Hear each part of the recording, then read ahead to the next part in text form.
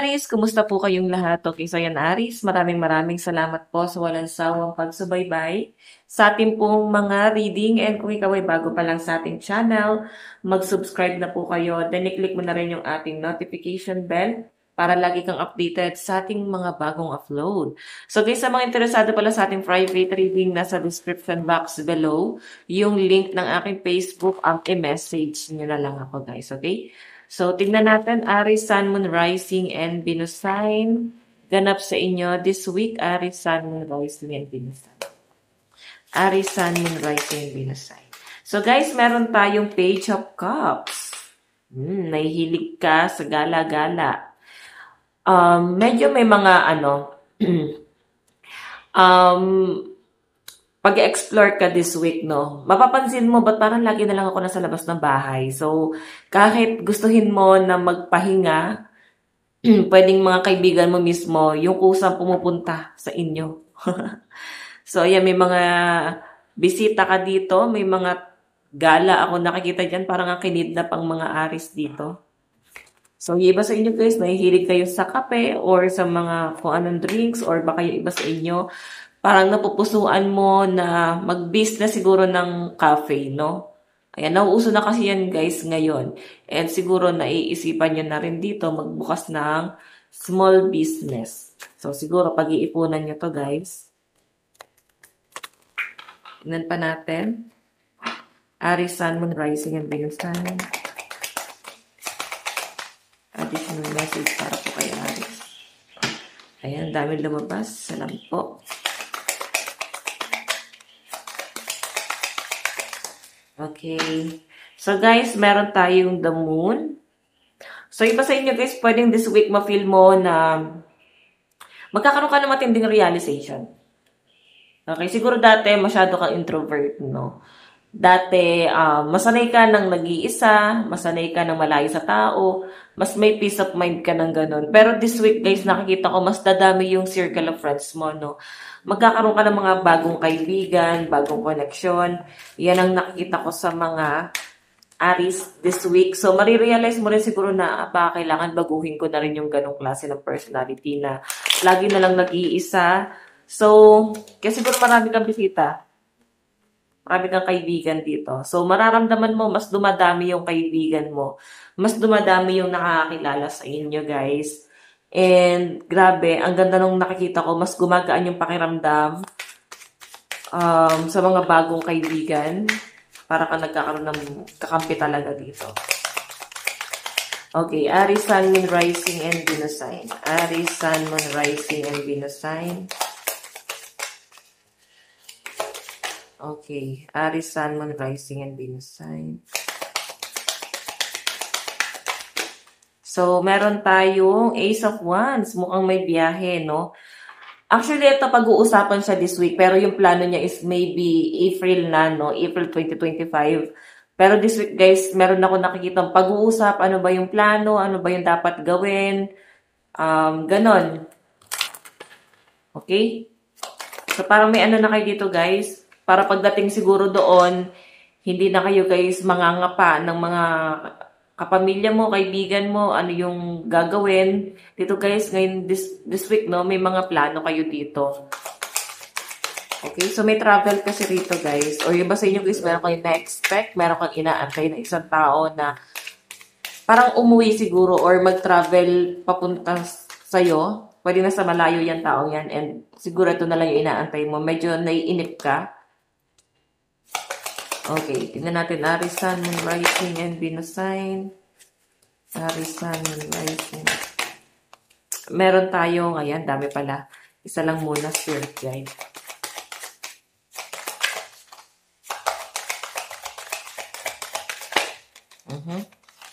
Meron tayong 8 of Pentacles. So, nakapokus ka sa pera. Then this week. So, mararamdaman mo ngayong week na to parang sobra yung pagiging workaholic. Sobra-sobra. And siguro iba sa inyo, nagsa-sideline ka din para kumita ng, alam mo yon, ng kahit papano is meron kang ibang source of income. So, kagaya nga nasabi ko, pwede nagpaplano ka dito na magbukas ng small business.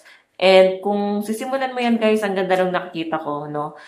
Okay, so may mga Aries din dito guys na magsisimula sa vlogging. Ayan, grabe yung pag-explore na gagawin nyo dito, Aries.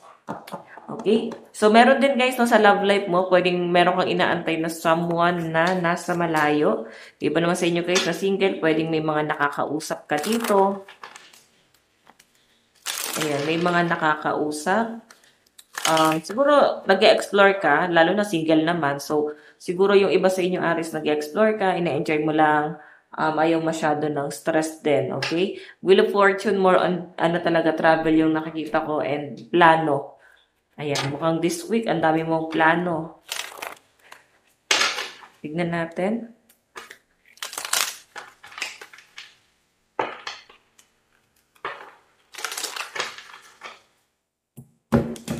Okay. Aries, Sun, Moon, Rising, and Venus sign ganap sa inyo this week.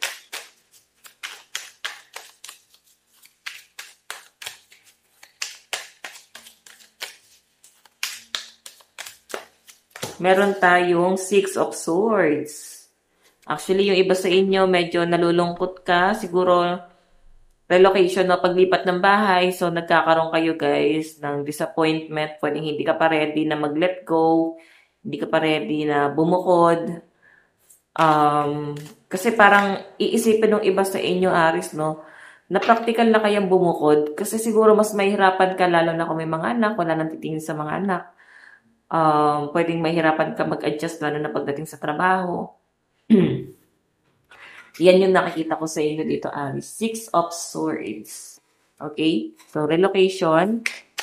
Tignan pa natin, Aris, Sun, Moon, Rising, and Venus sign. Meron tayong, ang daming tukso. So, eto ha, ang daming distraction. Hindi ka makapag-focus sa career mo kasi ang daming tukso sa paligid mo. Mararamdaman mo naman yun, guys. Okay? Especially sa love life mo. Pwedeng ang daming tukso na lumalapit sa inyo. Ang dami dito guys na pwedeng gusto makipagkilala sa inyo, gustong ligawan ka, or pwedeng ramdam mo kung ikaw itong lalaki, ramdam mo na may nagkakagusto sa inyo dyan. Okay, tukso to eh. And I think distraction din talaga. Sa mga in relationship guys, pwedeng maging problema nyo dito ng person mo is yung tukso. Okay, meron tayong the Hierophant. Okay. So, may mga Aries kasi dito, guys, na naiisip nyo talaga kasi nga, napapansin mo parang nagbabago sa yung person mo. Napapansin mo, hindi na siya katulad ng dati.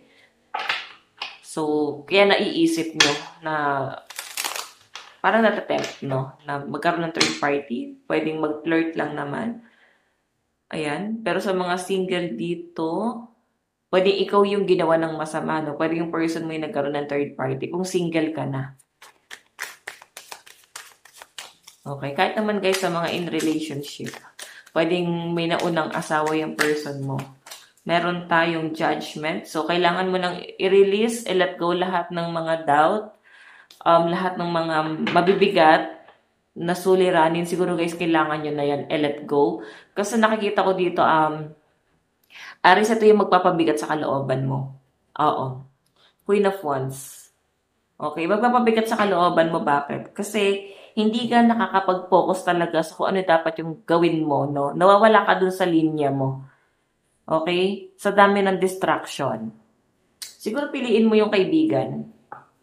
Advice, meron tayong it's okay to feel what you need to feel. So, parang ayan nga sinasabi na normal na maramdaman mo yan. Kung may mga lungkot, mixed emotion, normal lang yun guys. Pero siguro, after nyan, isipin mo ano yung lesson, no? Okay? Kung bakit dapat mo siyang maramdaman.